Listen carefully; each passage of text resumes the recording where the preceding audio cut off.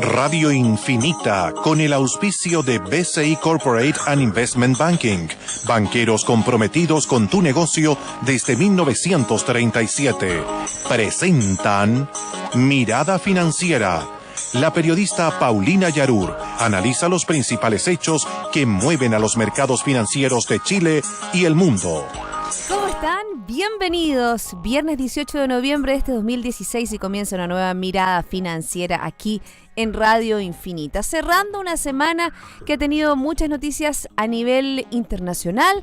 Tenemos varias novedades con respecto a las nominaciones que podría estar haciendo el presidente electo Donald Trump con respecto a figuras que pertenecerían a su gabinete. También tenemos la cumbre de la PEC que ha comenzado con una no sé si un duro, pero un llamado a evitar este proteccionismo. Recordemos que líderes globales están en Lima en esta importante reunión.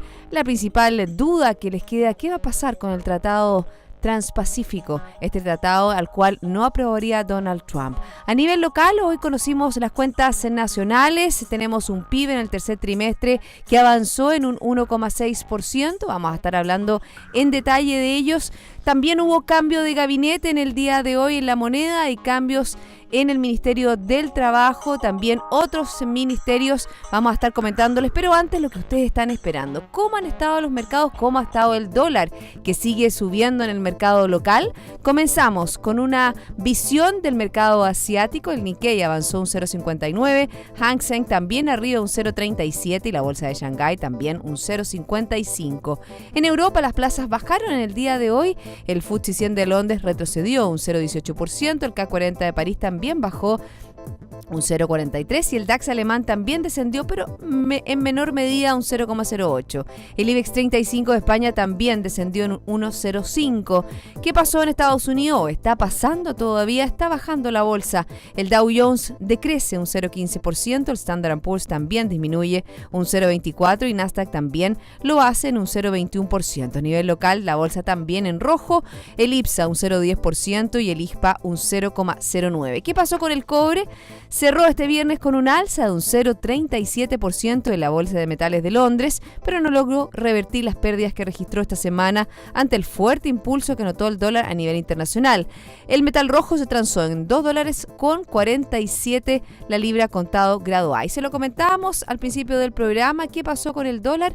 Anotó esta última jornada de la semana un avance de 3,50 pesos con respecto al cierre de ayer, apoyado principalmente por el precio del cobre. La divisa estadounidense se transó en el mercado nacional en 678,60 comprador y 679,10 vendedor. Este es su máximo valor desde el 31 de agosto cuando se cotizó en 680 pesos. De esta manera registró un promedio semanal de un aumento de 9,6 pesos. La tendencia que han dicho los distintos analistas, lo hemos comentado acá, también la tendencia de BCI Estudios que habla de un dólar más o menos en 6,80 de aquí a fines de año. Tenemos varias noticias que comentarles. Bueno, la primera tiene que ver con las cuentas nacionales del tercer trimestre, que muestran una economía chilena que se expandió, como les comenté, en 1,6%. Se corrigen al alza los dos primeros trimestres del año, con crecimientos de un 2,3 y un 1,6%. La demanda interna muestra un menor crecimiento interanual durante el tercer trimestre respecto del primero. Y producto del desempeño más débil, por ejemplo, sigue siendo la inversión el talón de Aquiles. Efecto también base de comparación es el responsable del menor registro, dado un crecimiento trimestral desestacionalizado de un 1,1%. En términos de componentes se observa, ¿no es cierto?, un menor dinamismo de esta demanda interna. Alcanza el tercer trimestre una expansión de un 0,8%. Recordemos que el segundo trimestre tuvo una expansión de 1,5%. Pese a ello, el crecimiento trimestral, ajustado por esta estacionalidad que existe, alcanza un promedio de 1,1%. Yo creo que es interesante ver la evolución y va en línea con lo que han dicho los analistas, porque si bien se esperaba un PIB del tercer trimestre un poquitito más bajo, de un 1,5, la tendencia es igual. Estamos más abajo, como lo hemos comentado con Alejandro Alarcón, de la meseta de este 2% y a lo mejor vamos a terminar el año en esta misma línea. Si analizamos también otras noticias que tienen que ver con la economía internacional, por ejemplo, tenemos una inflación en Estados Unidos. Recordemos que este es un dato muy importante que observa la Fed. Resulta en línea con lo esperado, un 0,4%, algo mayor que el mes previo, dejando la inflación anual en un 1,5%. Como dijo ayer Janet Yellen, y hoy día lo volvió a repetir ante su alocución en el Congreso, es importante ir alineados con los fundamentales que tiene la Reserva Federal. Preocuparse de la inflación y también preocuparse del desempleo, un desempleo que está bajo el 5% en la primera economía del mundo. Hoy habló Janet Yellen, muy interesante lo que dijo, porque no solo se refirió en materia económica, sino que habló un poco de Donald Trump, es decir, el presidente electo de Estados Unidos, porque lo hemos dicho durante la campaña, él dijo que iba a sacar a Janet Yellen de su puesto como presidenta de la Reserva Federal. Pero, ¿qué dijo ella? Pidió hoy más claridad al gobierno del presidente electo de Estados Unidos, Donald Trump, antes de valorar sus efectos sobre la economía, y recalcó su intención de cumplir hasta el final con su mandato que culmina en enero. Recordemos que Yellen termina su mandato en enero del 2018. Cuando haya mayor claridad, quizás actuaremos o actualizaremos nuestras perspectivas.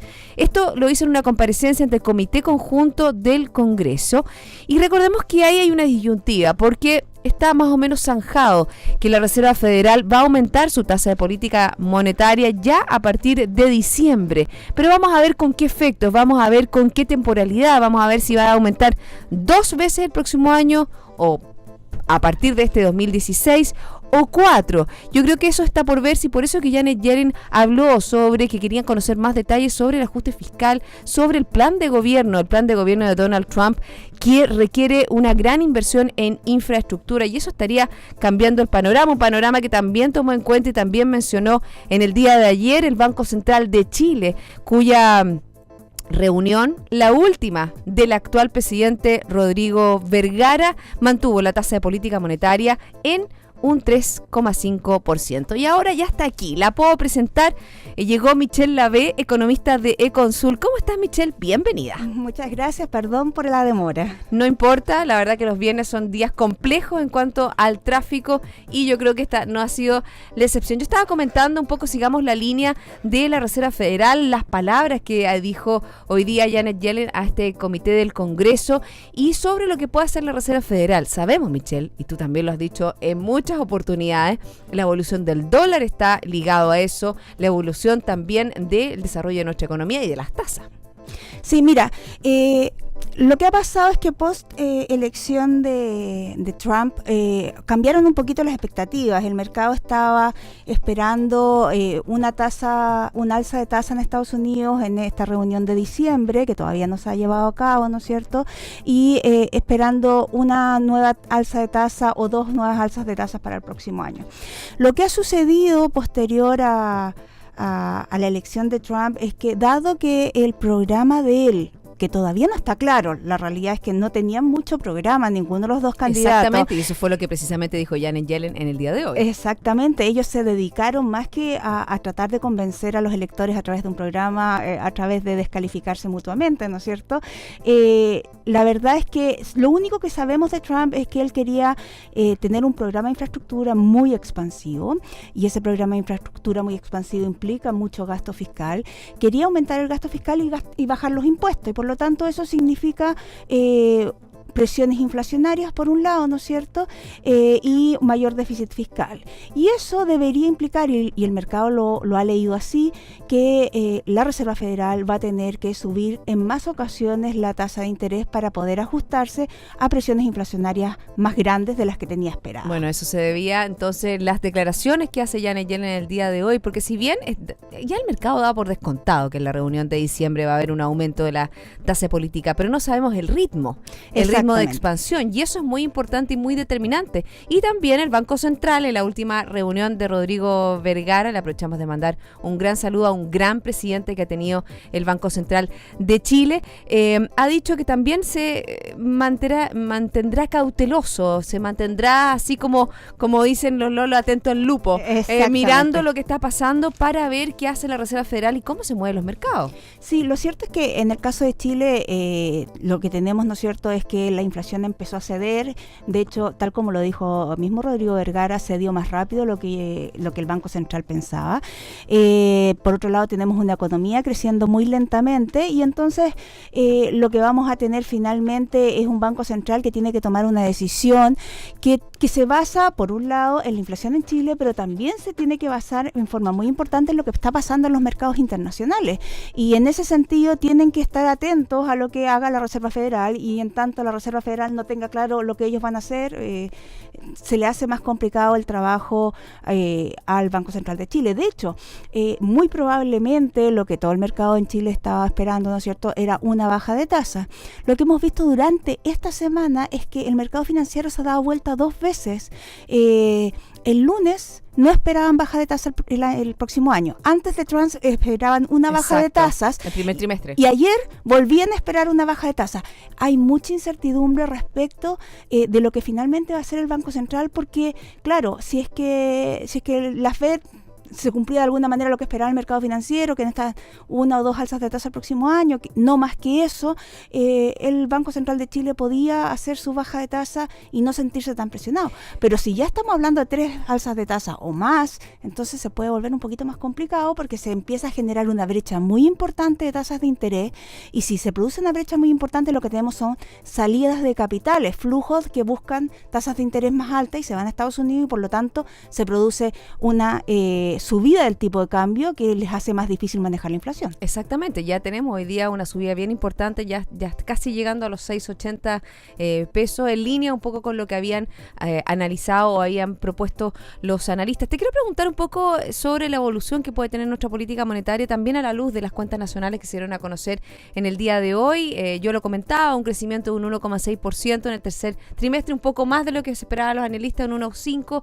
pero igual hay una inversión muy bajita, una demanda también que se ha contraído y también un gasto público que también se ha desacelerado. Sí, el gasto público nosotros lo podemos observar, de hecho, mensualmente. La Dirección de Presupuestos publica mensualmente sus datos de gasto, y el gasto estaba publicado. Ya sabíamos que había bajado en forma importante su tasa de crecimiento, ajustándose a lo que era el presupuesto y todas las declaraciones que se han hecho de que efectivamente no hay plata en las arcas fiscales. El crecimiento, la verdad es que 0,1 más, 0,1 menos no hace mucha diferencia. Igual es malito. Igual es malo. Un crecimiento de 1,5%, estamos hablando de que la población chilena crece al 1,1%, por lo tanto estamos hablando de que el PIB per cápita no está creciendo. Eso es finalmente lo que estamos diciendo. Estamos estancados, porque aun cuando el crecimiento todavía siga siendo positivo en términos per cápita, en términos por persona, estamos empezando a estancarnos, y eso no es bueno. Y no es bueno porque finalmente el objetivo de nosotros como ciudadanos de un país tiene que ser darle mejores expectativas de vida a todos, y para tener mejores expectativas de vida el PIB tiene que crecer más rápido que la población, así de básico. Bueno, y le hemos dicho también que cada punto de crecimiento del PIB le genera al Estado ingresos por entre 800 y 900 millones de dólares, plata que podría, ¿no es cierto?, invertir el Estado en la cantidad de programas sociales, promesas que tiene. Y fíjate que analizando un poco lo que viene de aquí para adelante, con la cantidad de plata que se ve que va a entrar al fisco y lo que tiene comprometido, el Estado va a tener que endeudarse. A ver, yo creo que aquí hay algo súper claro y que la gente no entendió en su momento. Yo creo que la presidenta tampoco se lo dieron a conocer en forma clara. Ella es médico, no tiene por qué saberlo tampoco. Pero cuando un programa fiscal, una reforma tributaria compromete el crecimiento, tú estás poniendo en duda, o sea, tu variable más importante, que es el crecimiento para generar recursos, lo pusiste en riesgo. Y eso es lo que pasó acá. Y lo que pasó es que finalmente esta reforma tributaria se comió casi completamente todo lo que ganaba por aumento de tasa a través de una baja de crecimiento. Y por lo tanto, probablemente hoy día, si nosotros hiciéramos hoy día una progresión de lo que hubieran sido los ingresos tributarios sin reforma tributaria, hoy día o el próximo año o a más tardar el 2018, hubiera sido mejor no tener reforma tributaria. Y una reforma tributaria que todavía no se concreta, Michelle, en su totalidad. Sabemos que tiene una progresión hasta el 2018 y la verdad que ustedes también lo han visto, muchas veces estamos como a mata caballo haciendo las circulares y que los distintos estudios de abogados analizando para poder traspasarla a sus clientes. Exactamente. Y la verdad es que lo que vemos hoy día mismo en la publicación de las cifras de crecimiento es que la inversión sigue sin despegar. Y sigue sin despegar porque lo que se hizo fue quitar los incentivos. Y aquí más allá de pensar que la gente reacciona con las buenas intenciones, la gente, los que tienen sus ingresos lo que tratan de hacer es hacer crecer los ingresos. El gerente general de una empresa está contratado para hacer crecer la empresa y por lo tanto va a invertir en aquellos lugares que le den mejor rentabilidad. Y en la medida de que te suben los impuestos, tú buscas nuevos mercados y ahí es donde está el error. Este no es, Chile dejó de ser un mercado cerrado, el mundo está globalizado y el mercado es no solo Chile, el mercado también es Latinoamérica, se fue mucha inversión a Perú al mismo tiempo que nosotros subimos los impuestos corporativos los bajó y por lo tanto aumentó el incentivo a entrar en Perú, muchas inversiones se fueron a Colombia y por lo tanto quizás la próxima vez que pensemos una reforma tributaria es necesario considerar que Chile no es cerrado, es abierto y por lo tanto si yo quito incentivos por un lado va a generar efectos y no es como lo han dicho algunos políticos, ¿no es cierto?, que es que los empresarios chilenos les dio la pataleta, ¿no es cierto?, y dejaron de invertir, porque no funciona así. La realidad es que ni los microempresarios ni nadie tiene ese tipo de... Podrá haber uno que le sobre la plata y decida hacer una pataleta, pero la economía como un todo no funciona así. La economía es cifras, es algo totalmente medible, observable. Y como tú dices, la observación que están haciendo los distintos empresarios, inversionistas, es que el panorama está mejor en otros lados. Por ejemplo, esta semana incluso salía, ya que estamos hablando del PIB del tercer trimestre de nuestro país, 1,6%. Perú creció el 4,4%. La verdad y las perspectivas de crecimiento de esa nación son muy, muy buenas. Y Perú también vive del cobre. También vive el cobre, pero es más productivo que nosotros. Es decir, tiene costos más bajos para la producción de cobre. Porque le han puesto menos impuestos, porque están fomentando la inversión. Bueno, ellos de hecho lo que hicieron fue seguir nuestro camino. Y eso es lo más interesante. Ellos decidieron seguir el modelo chileno. Espero que no lo sigan completo, ¿no es cierto? Porque si no van a terminar creciendo al 1,5.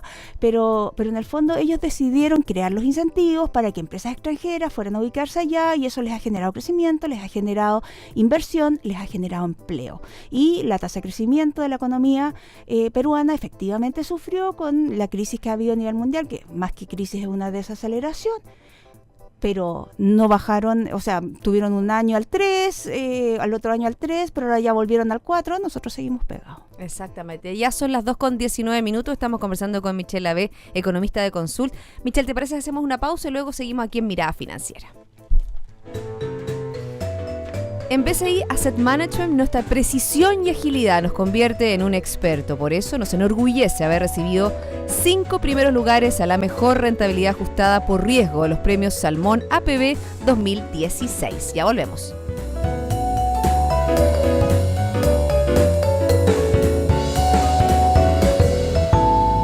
La precisión hace del oso pardo un experto en la pesca de salmones. En BCI Asset Management, nuestra precisión y agilidad también nos convierte en un experto. Por eso estamos orgullosos de los 5 primeros lugares a la mejor rentabilidad ajustada por riesgo en los premios Salmón APB 2016. BCI Asset Management, expertos en inversiones en APB. Infórmese de las características esenciales de la inversión en estos fondos mutuos, las que se encuentran contenidas en sus reglamentos internos. Los valores de las cuotas de los fondos mutuos son variables. Premio Salmón APB, instancia impulsada por LBA Índices y Diario Financiero. Los 5 fondos mutuos BCI fueron galardonados luego de ubicarse entre los de mejor rendimiento ajustado por riesgo en sus categorías y serie APB con cierre al 30 de junio de 2016. Para más información visite www.bci.cl/inversiones.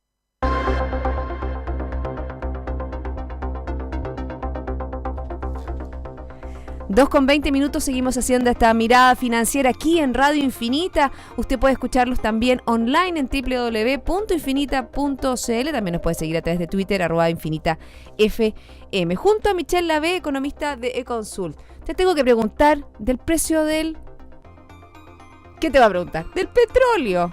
Hoy día sale una información que podría, ¿no es cierto?, lograrse un acuerdo en Arabia Saudita. Sabemos que noviembre es el mes clave para la OPEP. Con respecto al precio del crudo. Así es. El 30 de noviembre tienen su gran reunión. A esta reunión se supone que tenían que llegar ya con... A ver, ubiquémonos en el contexto. Hace 2 meses finalmente se llega a un acuerdo con Irán. Irán estuvo fuera del mercado un par de años y por lo tanto lo que quería Irán era pongámonos de acuerdo, pero a mí no me corten la producción porque yo estuve fuera y no tuve las ganancias de este precio del petróleo a $140, entonces por lo menos déjenme ahora tratar de ganar un poco de plata. Ese era el tema de Irán. Finalmente Arabia Saudita accede a que Irán no tenga que asumir los recortes de producción. Invitan incluso a Estados Unidos, invitan a Rusia a las reuniones para ponerse de acuerdo en cuanto a los recortes de producción para poder nivelar los precios y mantenerlos arriba de $50. Recordemos que hace 2 años o 3 años Arabia Saudita dijo que un petróleo a $60 le era cómodo. Hoy día Arabia Saudita está con un déficit fiscal de 13% del PIB, o sea, efectivamente tiene problemas, no alcanza a financiar con el petróleo a $45.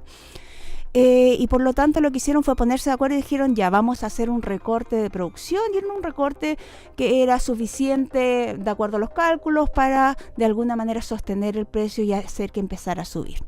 Pero un precio que ya no es $100, un precio que ya es 50. Estamos hablando de 50, sí, para llevar el precio a los $60. Pero lo que sucedió es que, claro, post este acuerdo el precio empezó a subir porque la gente se empezó a asustar, pero cuando empezó la hora de definir a quién le iban a cortar y cuánto le iban a cortar a cada uno, empezaron los problemas, que han sido estas micro reuniones de trabajo que han tenido. Exactamente, por eso que digo, del dicho al hecho hay mucho trecho, porque en estos acuerdos que hay, dicen que muchas veces, o la mayoría de las veces, incluso desde el año 2008, no se firma lo que se acordó. Exactamente, porque tienen que ponerse de acuerdo, y una cosa es que todas las naciones afirmen que entre todos vamos a bajar tanto, pero otra cosa es que yo acuerde que a mí me van a cortar la producción, pero a Irán no. Irak se subió al carro de los que no quieren que le recorten la producción, y eso ha generado cualquier cantidad de problemas en términos de que durante los últimos años de la OPEP, el único que asumía el costo de recortar era la Arabia Saudita.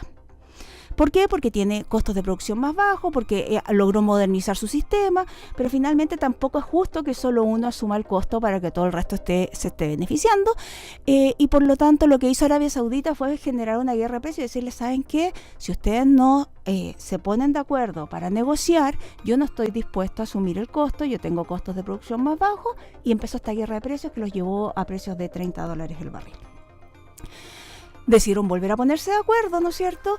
Y al 30 de noviembre tenían que llegar ya con las cuotas individuales listas. Lo que ha pasado hasta ahora es que no han logrado ponerse de acuerdo. Ayer Irak dijo que él quería unirse al grupo de los que no tenían recorte, y adicionalmente sale Estados Unidos mostrando que los inventarios de petróleo están en los niveles más altos vistos en los últimos años. Así que la verdad es que se ve bien complicado que lleguen a algún tipo de acuerdo. Probablemente el acuerdo al que podrían lograr llegar de alguna manera es fijar las producciones actuales y no permitir incrementos en las producciones actuales, ante lo cual probablemente va a saltar Irán, y quizás a Irán le decidan decir, sabes que tú sí puedes, pero claro, es un trato muy difícil. preferencial porque él estuvo fuera del mercado por un montón de años. Sí, pero la verdad es que se ve bien complicado el tema del acuerdo, a menos que Arabia Saudita decida ceder y ser ellos los que hagan el mayor recorte. Probablemente vamos a seguir un buen tiempo con precios muy cercano a los $50. Además que cualquier precio por sobre $50 incentiva que en Estados Unidos se produzca el shale oil. Gas, sí. Y por lo tanto lo que hace es directamente es que aunque ellos corten, Estados Unidos va a aumentar la producción y va a suplir ese exceso esa falta de producción, y por lo tanto yo veo por ahora muy difícil que se logre un acuerdo. Bueno, por un lado, para nosotros como importadores netos de petróleo, para nosotros favorece, muy buena noticia. Nos ayuda a disminuir los costos de las empresas, nos ayuda también el precio de los combustibles. Y el precio de la electricidad, que no es menor. También, fíjate que también esta semana ya se hizo una licitación eléctrica y ahora va a haber una hidrolicitación que tiene que ver con las centrales hidroeléctricas, también apostando a una baja en los precios. Ojalá que funcione, digamos, ojalá que se mantenga el precio. Recordemos que el mercado del petróleo es un poquito más complicado que el resto de los mercados porque además tiene dos factores adicionales que no tiene el resto en forma tan importante, todos lo tienen. El factor geopolítico, o sea, siempre una bomba puesta en un lugar clave puede generar cambios en el mercado de forma automática. Y lo segundo es el factor climático. Así que todo lo que uno habla de proyecciones es siempre considerando que no tenemos una bomba, no tenemos un ataque en la zona del norte de África, ¿no es cierto? Y que no tenemos un huracán atacando las costas y las refinerías en Estados Unidos. Nos vamos a Lima para hablar un poco de esta cumbre de la PEC que comienza en el día de hoy. Una cumbre obviamente que está marcada, lo comenté al inicio del programa, por el efecto Trump. Comenzó, ¿no es cierto?, los países el domingo es la reunión de los presidentes y jefes de Estado, el cual ya, por eso que la presidenta Bachelet se apuró en hacer... Va en vuelo, se apuró en hacer el cambio de gabinete, que también lo podemos comentar. Están estos países del Foro de Cooperación del Asia-Pacífico y en esencia al inicio de este programa o al inicio de esta conferencia están optimistas del efecto que tendrá Donald Trump sobre las políticas de libre comercio y confían que el presidente no será igual que el candidato. Yo creo que eso es un poco la tónica en el mercado. O sea, todos confían que Donald Trump será distinto como presidente que como fue como candidato. Yo creo que eso tiene que ver con su historia. Y su historia, él es un hombre de negocio, es un hombre que tiene hoteles alrededor del mundo y por lo tanto él funciona en un mundo globalizado y lo entiende, y en ese sentido es posible que uno confíe, ¿no es cierto?, en que este discurso que hizo de proclamación cuando ya fue elegido presidente sea cierto en términos de que los países no deben temer, que obviamente él tiene una predilección natural por tratar de beneficiar a su país, pero él tiene que entender también que su país se va a ver muy...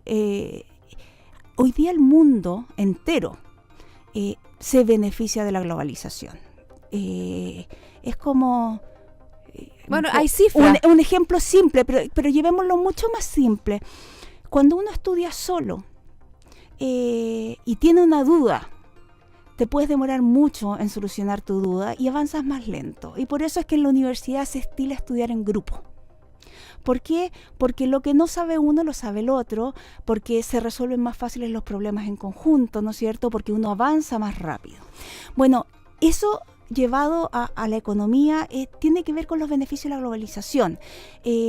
Nosotros no tenemos los ingresos de Estados Unidos, no tenemos las capacidades que tienen las universidades en Estados Unidos para investigación y por lo tanto nos beneficiamos de la investigación a través de tomar los descubrimientos que ellos tienen y utilizarlos para nuestro beneficio. Pero Estados Unidos también lo hace con lo que se hace en Europa, con lo que se hace en otras partes del mundo, en Asia. Por lo tanto, todos los países se benefician de la diversificación. Tiene costos, nada es gratis, y uno de los costos, ¿no es cierto?, es que obviamente ante fluctuaciones en el crecimiento del resto de los países nosotros nos vemos afectados. Pero también tiene beneficios porque cuando el resto de los países crecen, nosotros también crecemos. Por lo tanto, yo creo que Donald Trump en ese sentido no, probablemente si es que negocia algo, lo que va a hacer tratar de negociar mejores términos para Estados Unidos, pero... y ojalá que no esté pecando de naif, ¿no es cierto?, de inocente y de optimista. Yo creo que va a negociar de modo de permitir el comercio, de no cerrar fronteras, y eso, y hablando en términos de comercio. Y en términos de inmigración, él hasta ahora lo único que dijo... que iba a deportar a 3 millones de indocumentados que habían tenido problemas con la justicia. Exactamente, y eso lo hace siempre Estados Unidos. Estados Unidos lo hace constantemente, es una política gubernamental existente. La construcción de la famosa pared con México ya existe. 2/3 de toda la frontera con Estados Unidos están construidas, y quien empezó la construcción de ese muro es Bill Clinton en el año 1994. Así que la verdad es que hasta ahora eso no tiene nada de nuevo. Lo que pasa es que no es políticamente correcto reconocerlo, no es políticamente correcto decirlo en voz alta, y a él no le ha importado decirlo porque él es un hombre de televisión, y no solo es un hombre de televisión, él es un hombre de Reality show. Exactamente. Y por lo tanto, a él le Sí, gusta es llamar verdad. la atención. Pero la verdad es que no veo, por lo menos que si siendo inteligente sea capaz de llevar a cabo todas estas amenazas. Bueno, se nos acabó el programa. Bueno, la cumbre de la PEC es importante porque están las 21 economías, la verdad, que concentran o reúnen el 54% del PIB global. Vamos a ver qué pasa en esta reunión, qué acuerdos se pueden o no se pueden lograr. Michelle, qué pena que haya llegado tarde. Perdón. Tendrás que venir en otra oportunidad. Quedo absolutamente comprometido Se para nos acompañarlos pasó nuevamente. volando. Gracias Así es. por venir y que tengas un buen fin de semana. Igualmente. Y a todos ustedes, exactamente lo mismo. Y también que disfruten de la compañía de Radio Infinita. Hasta el lunes. Esto fue Mirada Financiera, con el auspicio de BCI Corporate and Investment Banking, banqueros comprometidos con tu negocio desde 1937.